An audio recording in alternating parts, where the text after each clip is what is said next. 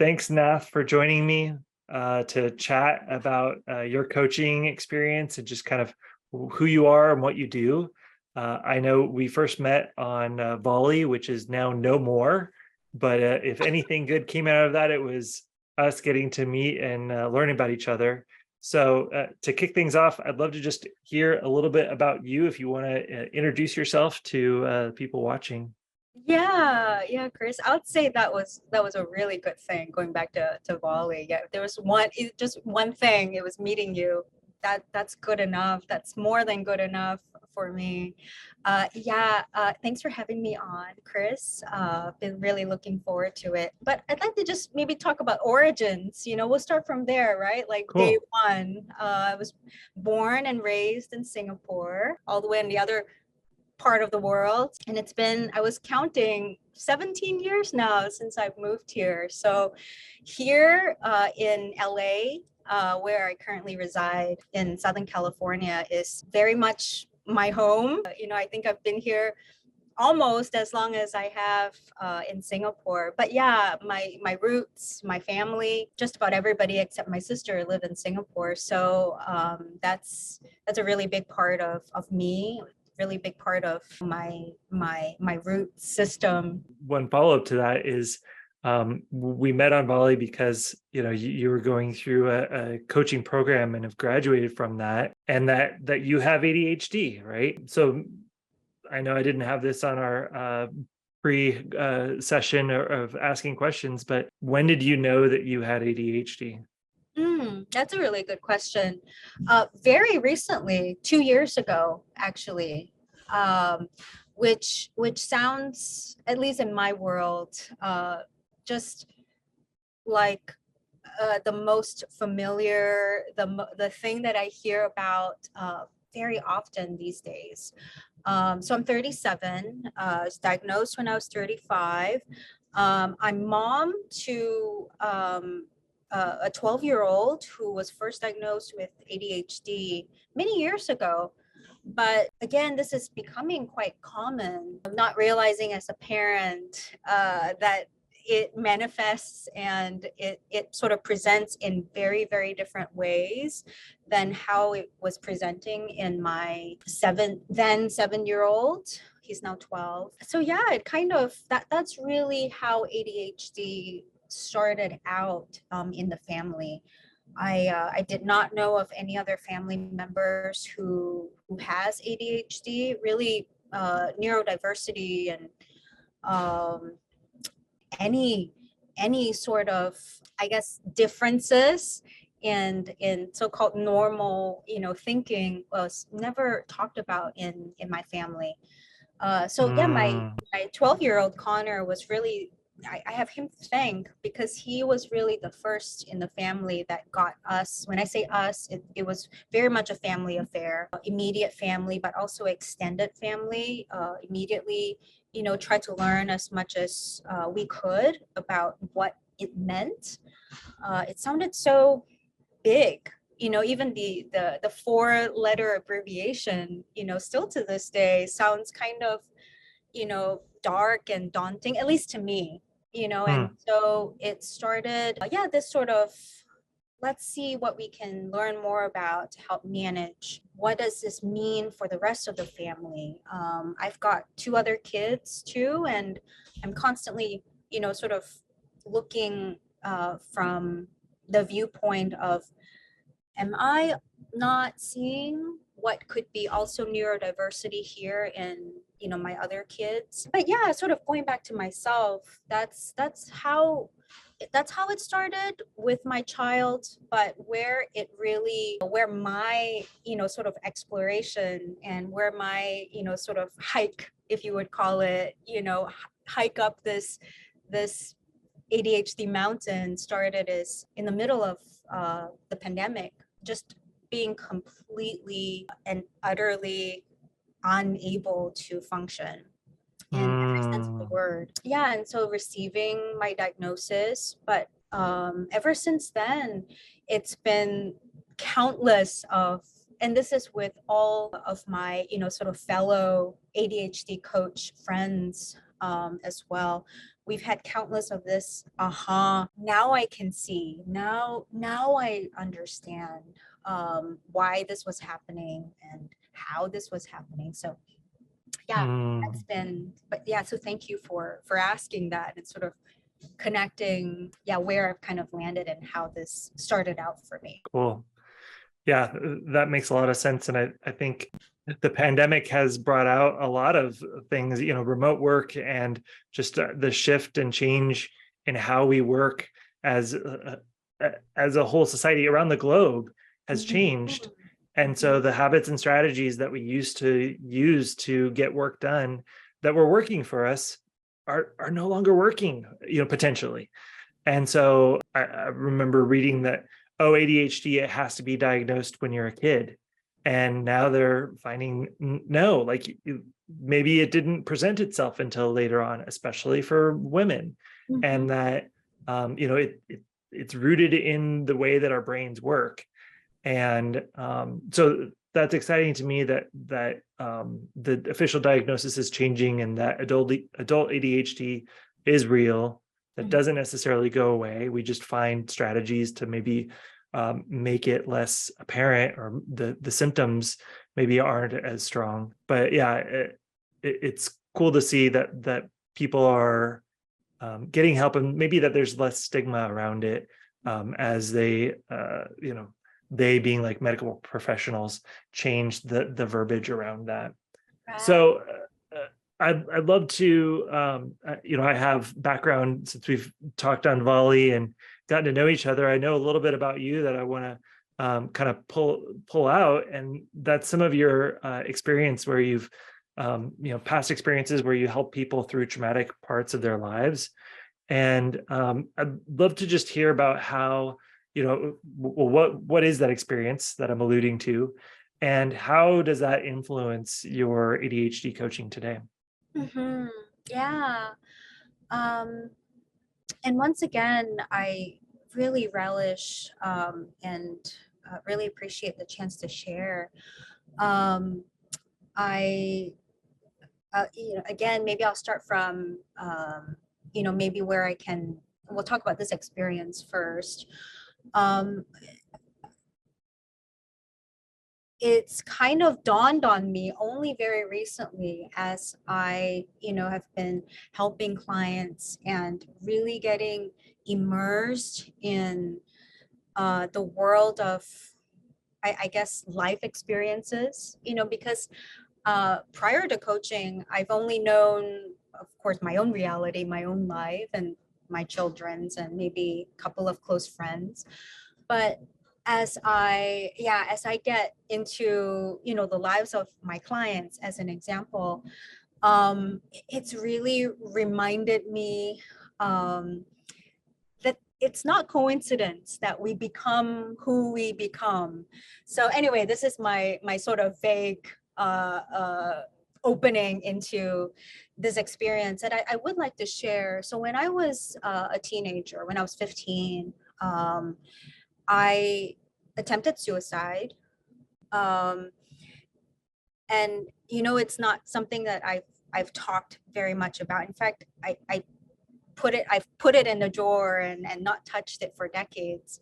But it's really through only coaching work that I realized that there's this that I've sort of, I don't know, for whatever reason, um, and I'm not here to speculate what those reasons are, that I boxed it up, but it really led me down this path where truly, and I mean this with full sincerity, any particular challenge or pain, I really will just uh, pinpoint it as pain, like a pain point. Um,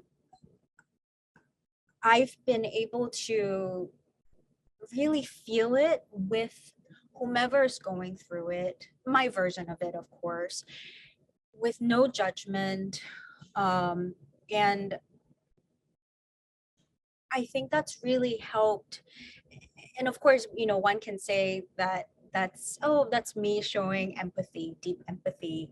And you can label it, all the different words. But I think what it is just what I've come to appreciate that in myself, maybe it's through very, very painful experiences of my own as well, that I've kind of had the privilege of being so, I guess, free of, I'll just call it crusty, the crust of life, right? Which is prejudice or feeling triggered by, something I'm not familiar with, maybe from my culture or from what I've been taught in my own sort of societal conditioning as being, I don't know, unpleasant. Um, Being free of that, basically.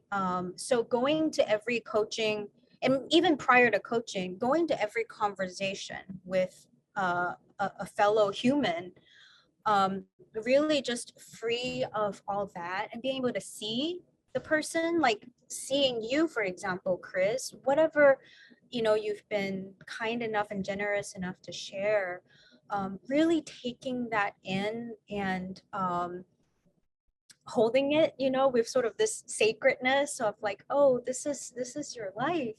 This is part of you, and this is you're a very special person. And knowing that uh, there are painful days for everybody. I certainly know what that feels like. I was kind of going through it even yesterday, to be honest. But yeah, sort of that experience is just like one very pivotal moment, I think, in my life, among a couple of others where I think I've been, again, I kind of see it as a rarity, as a privilege to have gone through that, even though I don't, I wouldn't necessarily prescribe that for anybody. But yeah, it helps me really coach the person. It really helps me just be there in companionship with what you're really talking about, rather than, oh, let's try to find a solution. Let's make this problem go away. That's Mm, always been sort of the signature, I guess, in my, you can call it my coaching sessions, but really it's in conversation with me. I try to, of course, bring that even more so to my coaching work. But I just see us all going through our human experiences. And I'm very grateful for that. So that helps me, in a nutshell, be a very empathetic, um, and I guess free of agenda kind of a coach. So often when I talk to potential clients, that's what I tell them, is that, if you're looking for somebody who maybe has themes of, say, executive functioning, type framework, we can do all that. But know that my agenda at the end of the day is to partner with you, be in companionship with you, and figure things out together, human to human. So hope that answered the question. awesome. I just want to say thank you for sharing that. I know that's a very personal thing. And, as you mentioned, that not something that you've really brought up to almost anyone. So I feel honored that you'd be willing to share that with me. So thank you. Um, it leads me to the next question. As you're talking, it's like, what is that draw or that desire for you to become an ADHD coach, having ADHD and going through these experiences, like what caused you, or why do you think that you are now an ADHD coach? Yeah, and I appreciate that question too. Chris, I think I would be lying if I told you that I knew from whatever timeline that I wanted to become a coach. The funny thing is, I have been a coach before. I was a swim coach for many years, but coming into this profession, and even while I was going through all my training, I really would be, I think, lying to you, which I never want to do, if I said, oh yeah, I always knew this was what I want to be. And it's funny, I thought of, there's this podcast that I listened to pretty recently, and it was a podcast featuring Leland Melvin, an astronaut who have, traveled to space twice. And when he was asked how he became an astronaut, he shared that he never imagined he was going to be one. He still kind of can't believe he is one. And that resonated for me in the sense that, I thought about all the things I've done, and certainly my coaching career. Yeah, it's really one of those things that I didn't imagine for myself. But as I look back, similar to, I think, how Leland Melvin was sort of describing, it's like, oh, looking back now, it did make sense. And certainly I think as a third party listening to Melvin share his story, I thought to myself, oh, of course he would be an astronaut, as he was sharing about his curiosities in science and all that. And I don't want to, sort of speak on his behalf about his story, but I thought to myself, I see similarities in that I've always taken on professions that have coaching in them. I was very fortunate. I don't really even know how it happened, but I was very fortunate in my whole career in that I started out first in the customer service sector. And, I was first the manager, and then I became the head of multiple departments. And then sort of traverse the whole domain of training, hiring, promoting, or I prefer calling it, sort of fostering and cultivating, and certainly coaching people. I was just not called a coach. I was called a manager. I was called, whatever titles I've had. But I think about, and I'm still in touch with actually a lot of these people that I've managed, that I've coached, and I'm thinking back and I go, oh, that all makes sense, because my favorite parts of my job was hands down the coaching portion. It wasn't about, oh, you should do this, and I'll, if you do this, I think you can be guaranteed a promotion, or I think you should transfer to this department so that you can gain more experience. And it really was, again, about the companionship and listening, again, free of agenda, and realizing that this person has dreams and aspirations and a story of their own, and something that is important to them that I could become kind of a partner with. And so that, I think that sparked, sort of this path towards being an ADHD coach. Yeah, so I guess it's a little bit of like both and, it's like there's been no intentionality, but there's been intentionality, just not in, I guess, a traditional sense of the word. I hope that I hope that answered the question.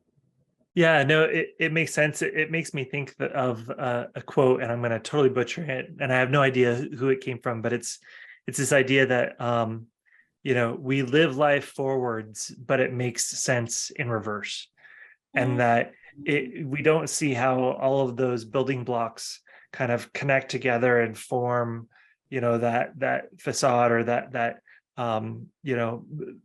those aspects of who we are. And I mean, I often wonder, like, why did I learn sign language? Why did I go down this path that I'm not using at all? Or I often wonder, like, why do I have ADHD? Like, I wish that I didn't, but that makes me who I am. And so I think it's cool to hear, like, the stories you're sharing of being at work and believing in people and listening to them and being a coach, even though that wasn't your assigned role. You really became their advocate, and that's what you're getting to do today too. So now that totally makes sense.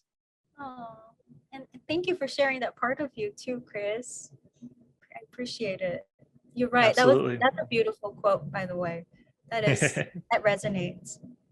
Cool.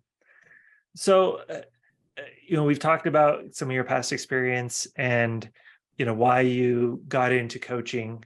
I want to drill into the kind of the ADHD piece, or, if you were to look at not necessarily even just your coaching, but like coaching in general, Mhm. what do you think, like, why should someone that has ADHD say, oh, I should turn to you, or I should turn to somebody as a coach? Because, can coaching really help someone with ADHD? Like, Mm. what do you think of that? Yeah. And for that, actually, I don't know why my brain just kind of went into what I previously shared, which is that I was previously a swim coach. And I taught both adults and kids. I think for this, it'll be maybe a little, it'll resonate maybe a little more if I focus on the adult, students that I had, which is that the way I see any coaching really, whether it's ADHD coaching, or in this case, I'll just focus really quickly on swim coaching, is that, you can do it yourself. I certainly did. I was self-taught actually in swimming for a really long time, and I was really proud of it. I think in some ways I felt like, oh, I was winning it in a way. It's like, oh, I don't need a coach. I'm, not spending the money. I'm not, I'm being all the labels that I felt. And you certainly can.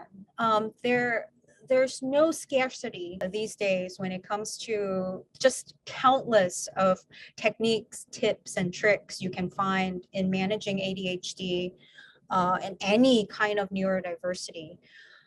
But where I've truly been convinced, and this was even before I became a coach myself, is that what you would see in a coach is somebody who's really dedicated to being kind of a mirror, like holding a mirror up, and being able to say, you said this a few weeks ago.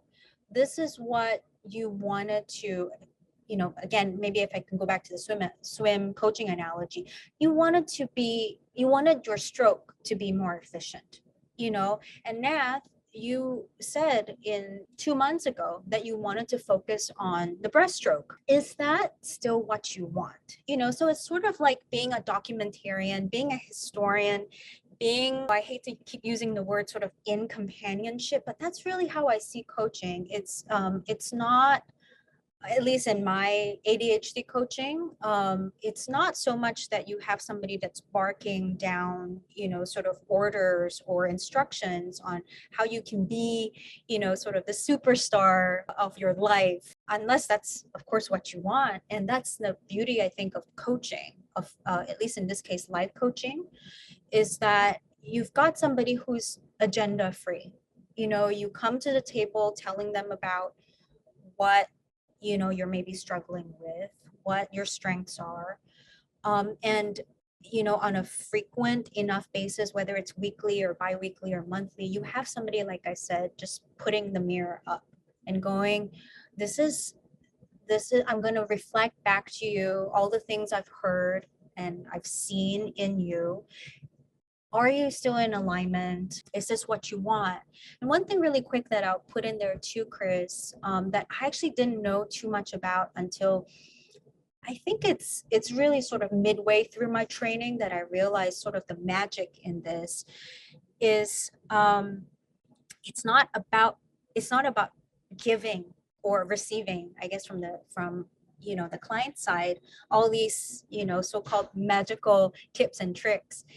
It's actually about giving a map of yourself. And when I say give, I don't mean a coach is drawing it and like, here, Chris, here's a map of yourself.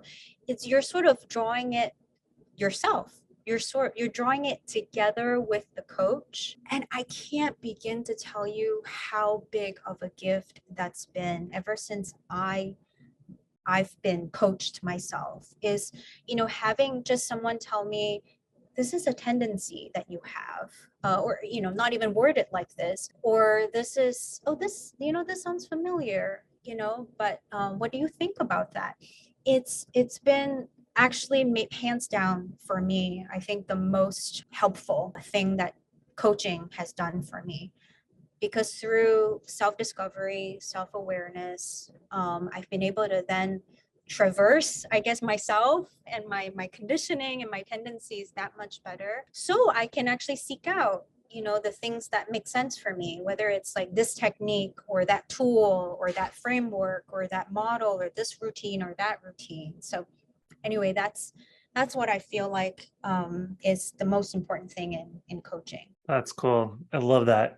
I think if I were to put some of what I heard into my own words, it would be that sometimes like I maybe know what I need to be doing and I'm not doing it, or I have the answers for my situation. I know my own situation, I know myself, Mhm. but having that coach reflect back to me and being a mirror can help me to have faith in the solutions, or in the things that I know I should be doing that I'm struggling with, or even making a decision.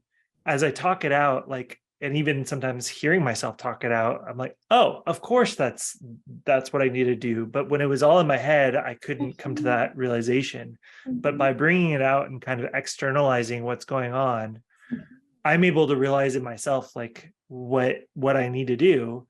And so it wasn't that the coach was telling me what needed to happen. It was just they were, like you said, holding up that mirror, helping to guide the process that I already likely knew I needed to do, but it was just too murky in my own head. Mhm. So Yeah, and I like that. What came up for me as you shared that is sort of like, yeah, the mind is kind of like a really, really cluttered table. It's just you we need help. We need help just sort of sorting things out a little, maybe taking something off the table mm. temporarily, just saying, we can put this on the shelf or park this in, a drawer, and we'll reopen it, because that's what kind of the coach is there to do, is to remind you, after setting some kind of conditions, that it's like, okay, after XYZ, we'll get to this thing. But yeah, you're right. We need, I know I do, at least, is yeah, clearing the mind and working on that. So thank you for sharing that. Yeah. And as we wrap up, I just want to ask if there's anything else that I didn't get to or didn't ask you. If you had anything else you want to share, or something that came up, love to just give you some space to share that. Yeah, no, thank you. I appreciate that. I nothing comes to mind other than, I will maybe just use the chance to say that I think even the terminology coaching, similar to maybe what I was saying earlier about ADHD itself. Like I often think about words, language, labels that we have about things. And what I've really appreciated recently in my practice is almost throwing out the notion that, if you can, throwing out the notion that coaching means whatever it does for you already. Maybe coaching means someone waking you up at 5 a.m., and telling you what to do. And if you don't do it right, you're shaming you, or that's just one example. But whatever feeling that you even get from coaching, what I think I will share is this specific type of coaching. I actually don't even really think the word coaching really properly, I think, attaches itself to what it all means. It's sort of like somebody working in tandem with you. It's somebody that helps you through life struggles, or somebody that celebrates with you without the struggles.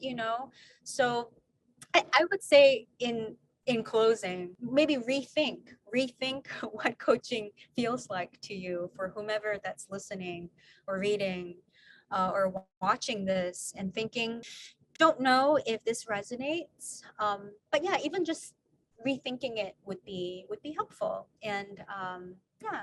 And thank you, Chris, for giving me a chance to share. I really enjoyed it. Absolutely. Yeah, it's been fun to chat with you and get to know you over these last couple of months. So we may have to do another one of these chats sometime. If people wanted to connect with you or learn more about what you're doing, how should they reach out or find you online? Yeah, they can find me on my website. It's nathlow.com. That's my first and last name together, nathlow.com. Yeah, and there's a variety of ways they can chat there with me. They can send me an email. They can, fill out a form if they're interested in the coaching bit. But really, and I hope I've conveyed that even through here, I'm happy to hear from anyone, even if it's not specifically coaching related, just something about what you might be going through, whether it's ADHD related or not. So yeah, I welcome any contact from anybody. Awesome. That's super generous of you. And thanks so much for coming on, and look forward to having more conversations like this. Same, Cheers. same, Chris. Thanks so much. Absolutely.